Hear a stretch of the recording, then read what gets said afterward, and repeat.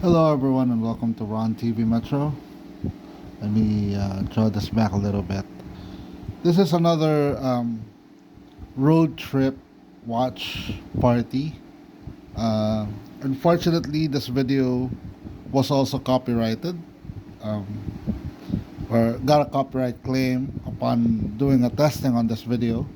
So instead of putting it into waste, decided to just do this. Plus, this is really a lot of effort to do edited, and I don't really have the tools to edit the video out. Uh, Plus, the entire trip was just filled with copyrighted music. Um, so let's just it was a beautiful day. It was a beautiful drive. Um, to another hired car. So let's go take a ride. I've placed it on mute so that YouTube won't get to see get to hear the copyright music. But so if you've seen the previous video, we started from Marikina and then up to Quezon City, and this one is Quezon City down. Returning back to Marikina. So we are at Matahimik Street, which is translated into um, the very, very quiet street, or quiet street.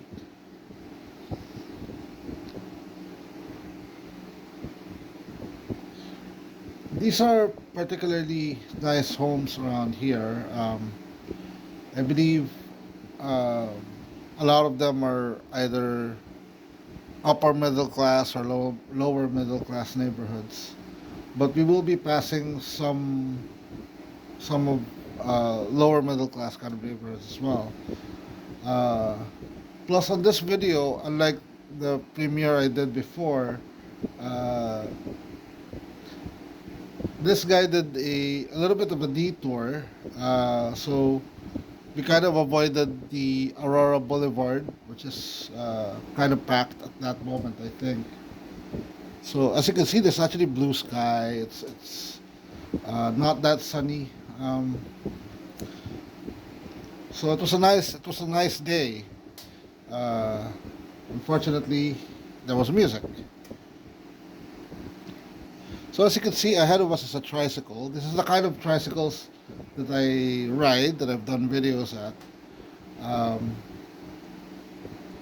so they go through some of the side streets, some of the streets that normal buses or jeeps don't go to. And a Roser. I think that's a Quezon City police car, I believe.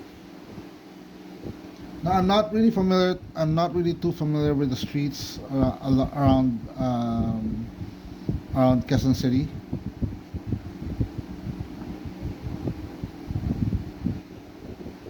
Now, the city was named after Manuel L. Quezon, which is the Commonwealth president under the Americans. Um, he has a fascinating story of how he became a president.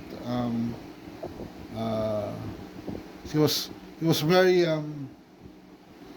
fearless in terms uh, of finding faults to his opponent so he could win. Uh,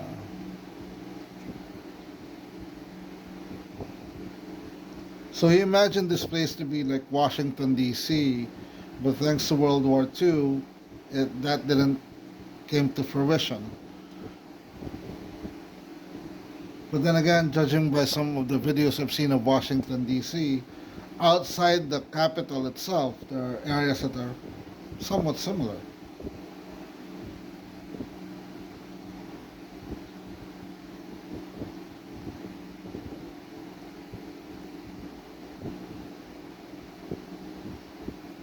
Now, unlike Marikina, this place is more busy. It's actually bigger than Marikina because part of the land of Quezon City was also grabbed from Marikina.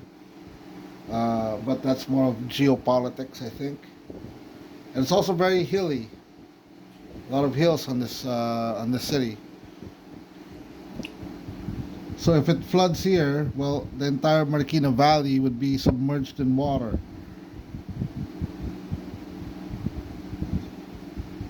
To your right are a lot of tricycles. That's a tricycle terminal, I think, which occupies at least one lane of the road.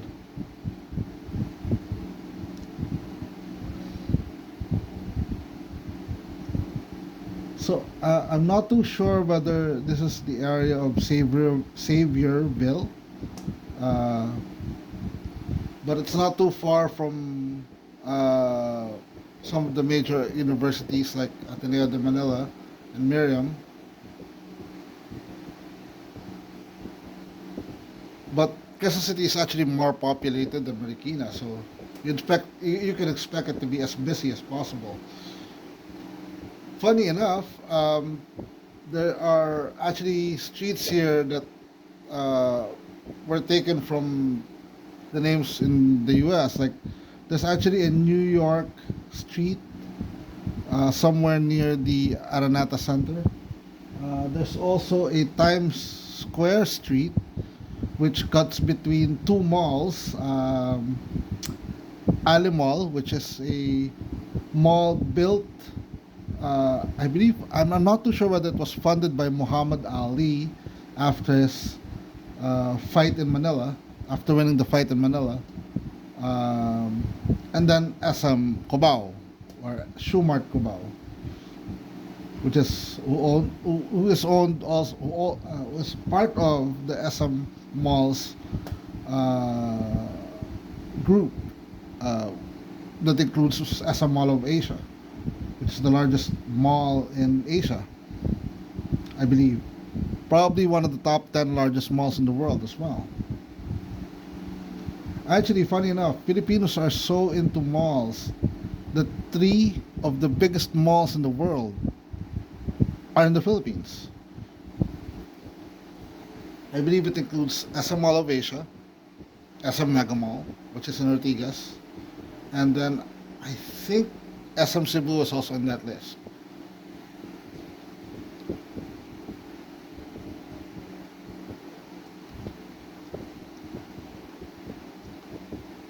So thanks to what happened in 2020, popularity of delivery services are huge now in Metro Manila. You have uh, you have people, you have companies like Transportify, Grab, Grab Food, which and Food Panda, Lalamove.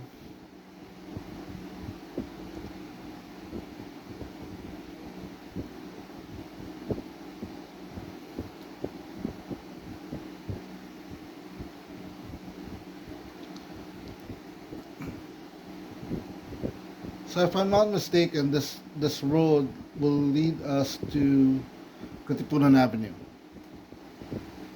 If I'm not mistaken, but we'll see.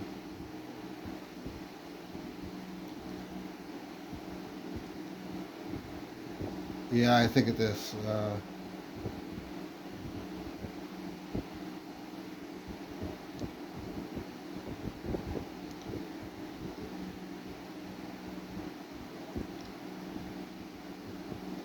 So I'm not sure. Oh, they're visible to your right. Are school kids probably heading home from school?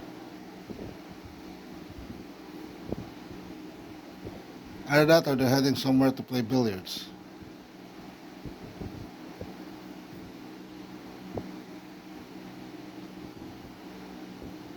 So there's some traffic. Oh, now actually, I'd be perfectly honest. I was really tired on this trip. I mean, not tired during the trip, but I felt tired. So uh, uh, there was a little bit of a challenge for me to concentrate on things while doing filming.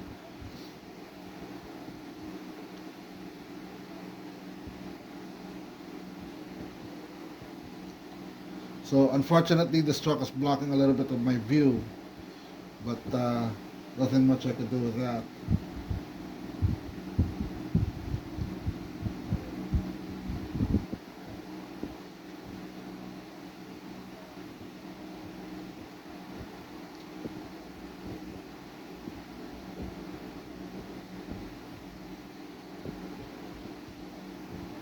And like I said in the previous video, unlike Marikina, Quezon City is a bit more cluttered. Uh, but that's also has to do with more population. Um, Plus, back in the 90s, uh, there was this thing that happened, that changed, that made Marikina to be a better city, and a cleaner city to be in fact.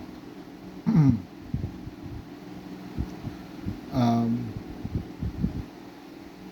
there were ordinances passed that helped the city to improve itself. And being a large city, Quezon City has a lot of neighborhoods that that that it occupies. So with a lot more people, there's a lot more politics involved in being able to do stuff.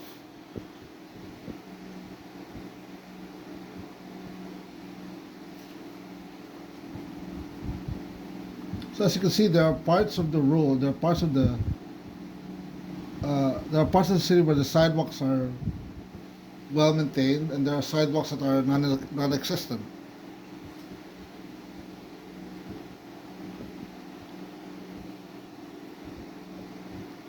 It was a nice blue sky, actually.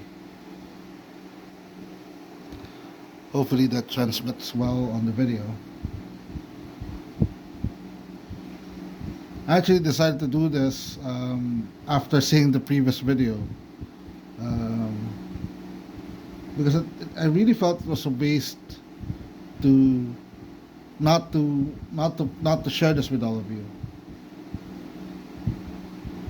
But and also with us getting close to a year now, um, I I'm inspired to do a lot of videos. I'm inspired to create more things, create more entertaining things for you guys. At least on my abilities to entertain you guys.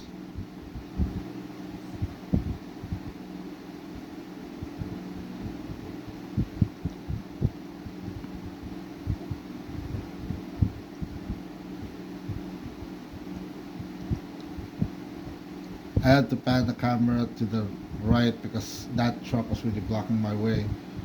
Not sure whether that ATM works, and I probably wouldn't trust getting money out of it, especially at night. I prefer ATMs inside malls. I feel safer there. But on a street corner or an open street like this, I'm not too keen on getting money out of it. It's not that uh, Manila or Metro Manila is not safe, uh, but you just have to be like in many cities, like in New York, like in LA, or like in Paris. You just have to be mindful of your surroundings. You just have to be a little bit smart, street smart.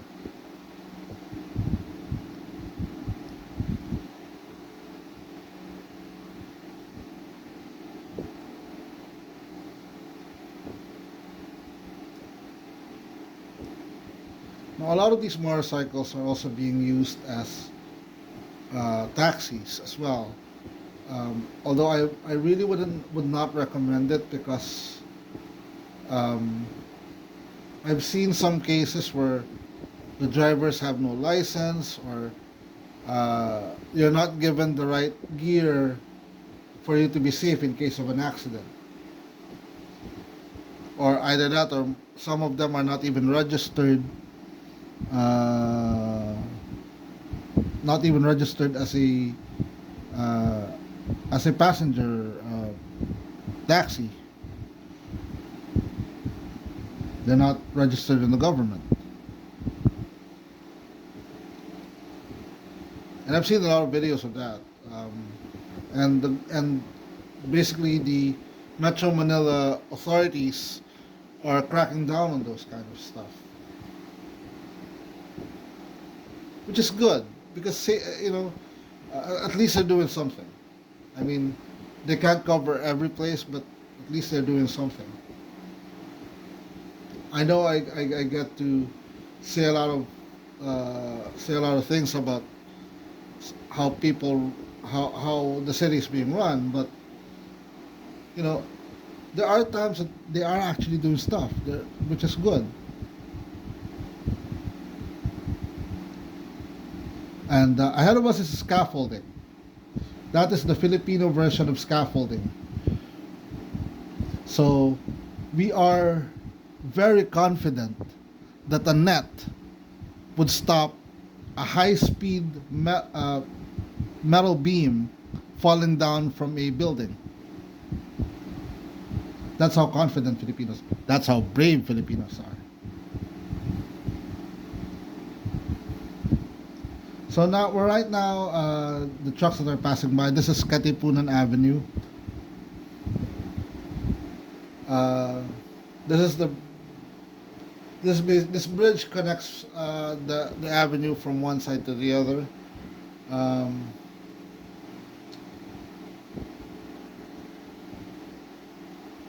Most of these vehicles that are stuck in traffic right now are heading to Marcos Highway, where we're also heading. And also some of these trucks, because there's a truck ban in EDSA, which is the major highway or avenue in Metro Manila, are banned at certain times of the day. I'm not sure whether it's 24 hours, but at certain times of the day. So they find this to be an alternative route for them. And especially at this time, many of these trucks are trying to avoid the truck ban hours, because at rush hour, many of them are banned in major thoroughfares in the city to prevent traffic. Now, underneath this, we call it flyovers. Underneath this bridge, I'm not sure whether there's still a jeepney terminal out there that leads to the University of the Philippines. But I used to go there to ride to the University of the Philippines if I wanted to go to the University of the Philippines. And I said University of the Philippines 4 times now.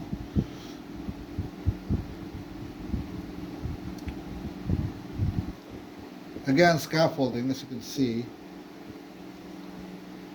So imagine a piece of brick falling down from a building. I mean, makes you wonder, can a net catch it?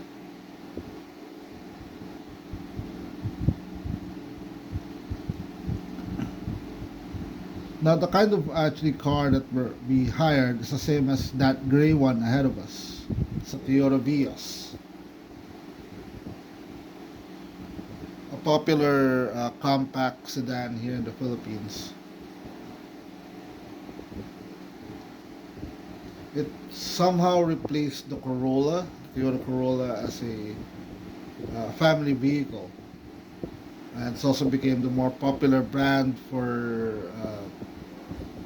taxis and for hire vehicles as well, especially when you're just going around Metro Manila.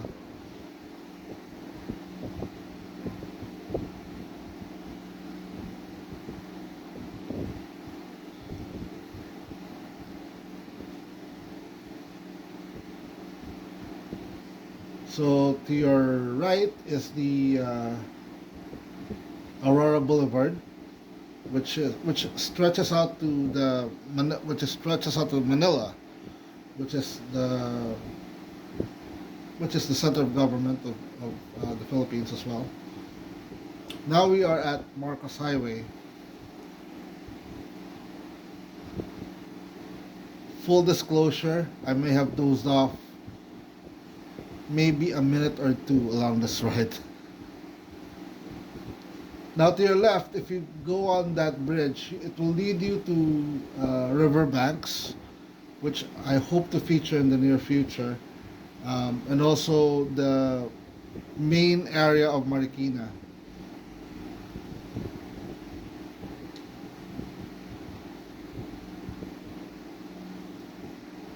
So this highway, if you go straight into it, it would lead you south of Luzon, but in a different route. Instead of taking the expressway, this will lead you to Rizal Province, Laguna, and Quezon, which is Quezon uh, is the eastern province of Luzon. Uh, their beaches are actually facing the Pacific Ocean.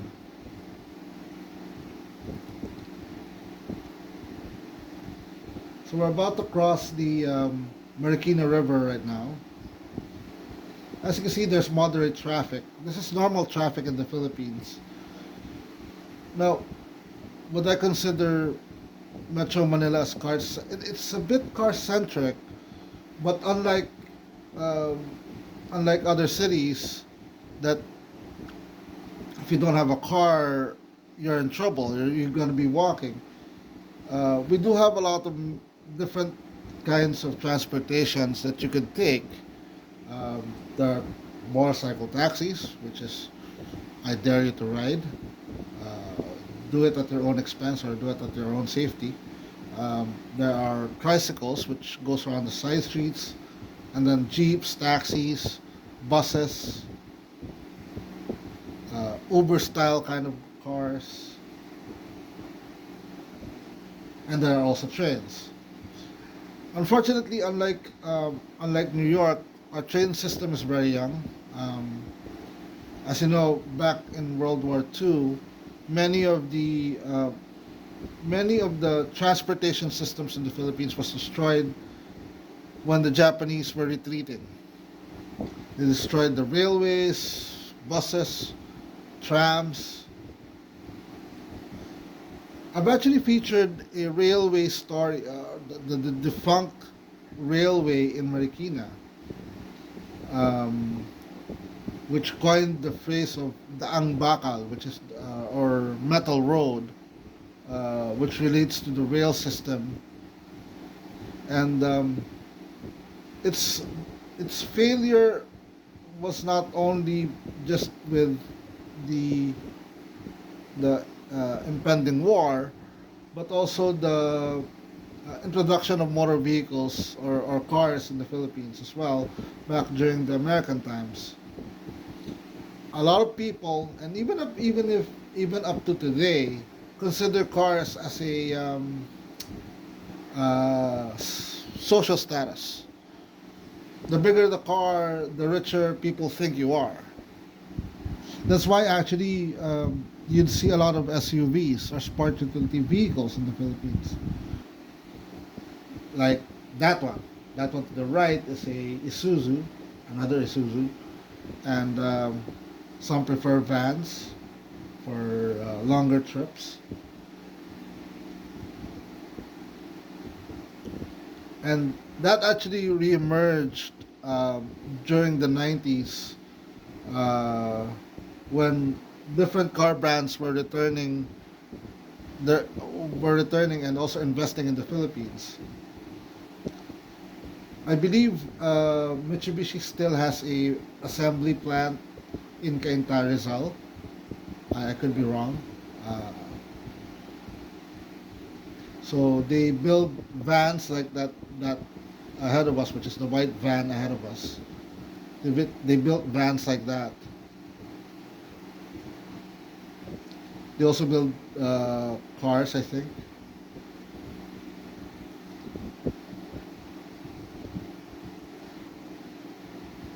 Now there are some restaurants to your right here, but just your average, not a mom and pop shops, just KFC and a few other stuff. Not sure whether Barrio Fiesta is still there.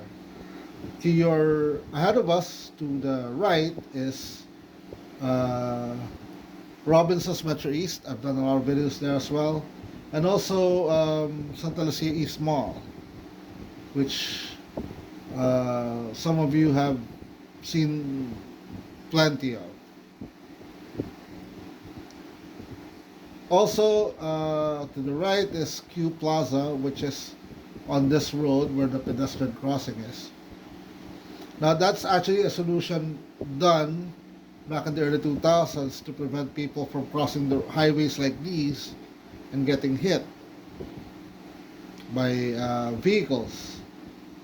Unfortunately, I've I've witnessed, well, not witnessed the entire thing, but I've witnessed the aftermath of a similar case like that, of a couple trying to cross the street and not making it.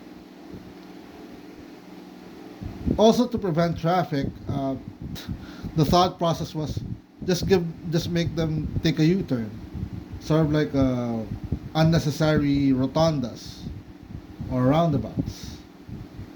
There's a burger that is a Burger King to your right, and there's also a hotel over there. A little bit of a, uh, I think it's a nicer hotel than it was before, because it used to be just like a Holiday Inn kind of, or a motel kind of place. Now it's a bit more posh, I think. Uh, there's a McDonald's to your right here where the jeeps are stopping. Also, Yellow Cab, which has a decent pizza and pasta. I like their meatball pasta. So now we're heading to Hill Fernando and almost at our destination.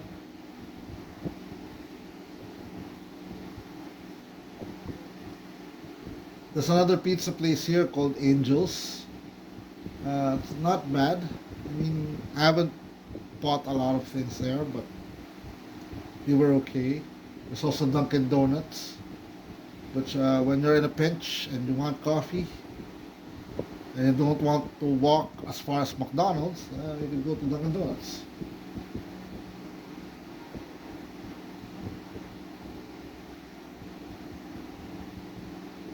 I've seen. There's also an e-bike store, which is right about, not to your right, sort of like golf carts, electric golf carts. Also, we're passing by a feature I also did, which is the Windowless Church to your right here, which, like I said in the video, it used to be a strip club. These are, some of these are restaurants. Um, this used to be a restaurant, but it has closed. I'm not sure whether the hospital is buying that property. And we are at the end of the video. So this is my street, and I hope you guys enjoyed this video. Please do give it a like, share, and subscribe. I'll see you folks on the next adventure. Bye bye.